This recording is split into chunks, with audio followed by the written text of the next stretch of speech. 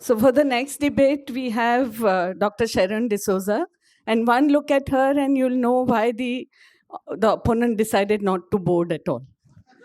So she's going to be talking about dry eyes, whether we should be investigating or just clinical impression is fine. She's going to be talking for. If somebody wants to say anything against, they're most welcome. You'll do both, okay. So, in which conditions you can do without should also be.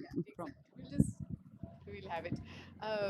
I think there must have been some miscommunication. I think Rashmi really wanted to come and she was preparing her slides. So we'll get her inputs later. But yeah, so the topic was a little more on pre-refractive surgery dry eye evaluation. But I think it's very important that we look at dry eye both from a pre-surgery to a post-surgery. Both are extremely important to look at. So the talk pretty much covers it. And even though I was speaking in terms of from the investigation point of view, I will highlight which scenarios it makes sense to do some investigations and which maybe we don't need to. So I don't need to really highlight how important it is, even though most of our patients, we are lucky. They may have dry eye, but they don't complain, or they are not unhappy and they're very happy with their vision.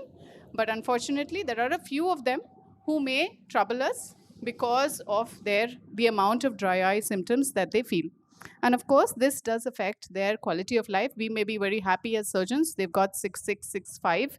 They've got great quality of vision. We are super happy, but they are not. So it does affect their quality of life as well.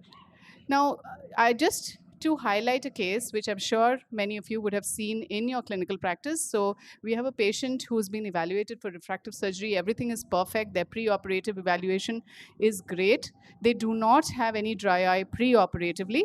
And you do the refractive surgery and they are unhappy. And they have these symptoms which suggest a dry eye, like pain, irritation, some foreign body sensation, something is pricking, and they come back and you've done the usual thing of giving the lubricating agents, but they may still persist and say that they are unhappy. So you reassess the dry eye test, and unfortunately for us, the test results would come out equivocal, borderline. Is not really matching with what we are seeing, what we would expect their symptoms to show. And that's where this problem happens. So we are left with this conundrum as to whether this is actually a dry eye or is it something different. And if so, if either of these scenarios are there, how do we treat this patient? Because it all boils down to that. We want the patient to be happy. So what we have to remember is that in post-refractive dry eye or in dry eye related to refractive surgery, of course, you can have the standard, usual types of dry eye, which is related to an aqueous deficiency or a meibomian gland deficiency or a combination of both. But there are a lot of other factors which also come into play. One being the transection of nerves, which affects how the reflex secretion is of tears from the eye. The blink rate, because the sensations are a little lower, they can have a reduced blink rate, which also affects their, the kind of dry eye they might have.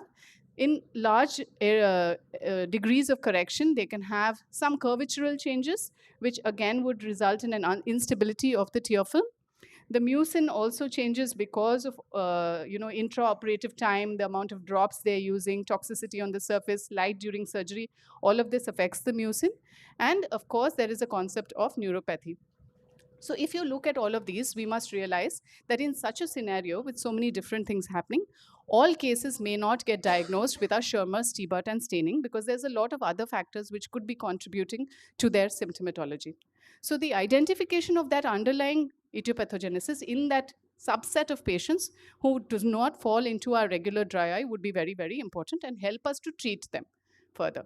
So as I was saying, there are multiple risk factors for why a patient of refractive surgery may develop dry eye, and that's related to some of their inherent characteristics and some surgical related conditions. But irrespective, and this was a paper we published regarding the algorithmic approach to the diagnosis and management of these patients. So as I was saying, just to look at it a little deeper as to what causes dry eye in these patients. So whether we are doing a LASIK or a SMILE or a PRK, there would be some amount of nerve damage. We do understand that PRK has the least, SMILE has also very little nerve damage comparatively, and LASIK does have some amount of nerve damage. What we must remember is that this does improve. There is some amount of nerve regeneration, and that regeneration happens over a time of 3 to 6 months, maybe a year, some patients even many years. Until their nerves regenerate, they may be symptomatic. So we must remember that that is something which is not in your control and can be explained to the patient. We can, however, check this. So if you're suspecting that a patient has problems related to the nerves and is persistently unhappy, then this is something that is concrete and can help us explain to the patient as to why they may have this problem. And that's where a confocal would be useful in a patient like this, who, after 6 months is still complaining of such a problem. Another thing is the blink rate, as I was saying, is due to the reduced corneal sensitivity and the curvatural changes. Pain without stain is a completely different problem, where because the nerves which regenerate are not normal. So they may have abnormal nerve endings and result in what we call microneuromas, which then result in pain because they are abnormal and they trigger differently and can cause pain. None of these can be picked up by our normal routine screening for with our Schirmers and T-Butt. Most importantly, we have to try and pick up any possible abnormalities of dry eye pre-operatively, because even if it is a mild change, it is important to explain to the patient about this pre-operatively, so that if you are operating the patient and they have a worsening of the dry eye, they don't, they are aware of it, they are prepared for it, and they know they have to use the medications for a little longer, because at the end of it, that's all we're going to do. We're going to be continuing the medications for much longer, maybe add on a little more of anti-inflammatory, steroids may go on longer, cyclosporin may go on longer, but they are already prepared for it. So just to sum up what I've been saying, in refractive surgery, the dry eye is not necessarily just the Schirmer's abnormality or MGD. There are a lot of other factors which come into it, resulting in decreased sensations, alterations of mucin. Both an aqueous component and evaporative component can be there secondary to these problems. They all link in. So what we have to understand is that only some of them can be checked with just a Schirmer's and T-Butt. For a lot of the others, we do need our diagnostic modalities. It is not required or mandatory to do this pre-operatively in all patients. I do emphasize that, but a basic screening is important. When you have a patient who already has a dry eye, it's a good idea to evaluate it fully before the surgery. If they come back post-operatively with non-resolving symptoms, it's again important to try and evaluate it as much as possible for two reasons. Of course, to find the answer. Also, the patient will at least know that you're doing your best in whatever way we can. So when we talk of the advanced diagnostic modalities, the most commonly which are available to us, which may be in one machine or multiple machines, is the mammography. It adds on to our diagnostic evaluation of dry eye. The interferometry tells us how the lipid layer is. And of course, as I was saying, the confocal microscopy, and definitely an additional thing will be the inflammatory markers. We already have the inflammatory, it's no longer available, but that's a single marker, and probably the future will be to have multiple markers together. The ASCRS gives an excellent OSD algorithm which can be used for pre-operative screening.